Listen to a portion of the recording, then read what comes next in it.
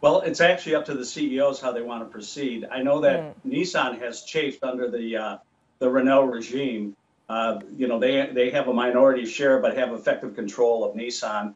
And Nissan has been generating a lion's share of the profits and revenue for the company. So Right. I think there's going to be a shift in balance in terms. I think Nissan will want to have a greater say in what goes on.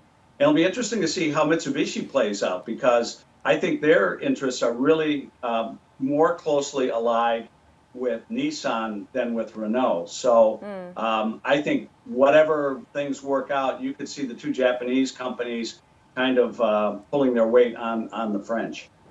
It's interesting, Matt, because the message we got from the meeting in Amsterdam is that there remains a commitment to the alliance, but no word yet on the ownership structure, any change in voting rights. But given what you know about just the economic reality of the alliance, what Nissan brings to the table here, I mean, do you think it is in the best interest of the alliance to have a shift in that ownership structure?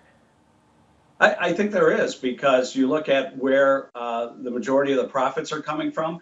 Nissan is very strong in the United States. Renault has no presence here in the U.S. or globally outside of France and the European Union. So the other two companies are actually bigger global players than Renault at this point. And I think that they're going to want to flex their muscle as this relationship evolves. Going with such a strong leader that he was able to kind of keep everybody, in line. It'll be interesting to see how this all plays out now.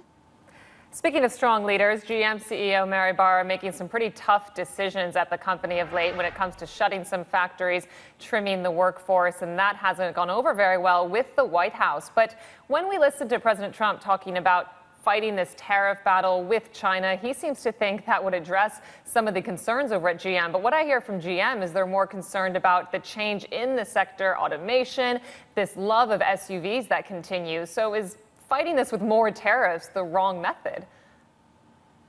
Well, I think GM's decisions are not tariff related. That's, I think, a big mistake that people assume. The traditional sedan compact car market has literally collapsed. They're less than a third of the total market. Trucks now account for over 2/3 of the market, and the plants that they are targeting produce cars.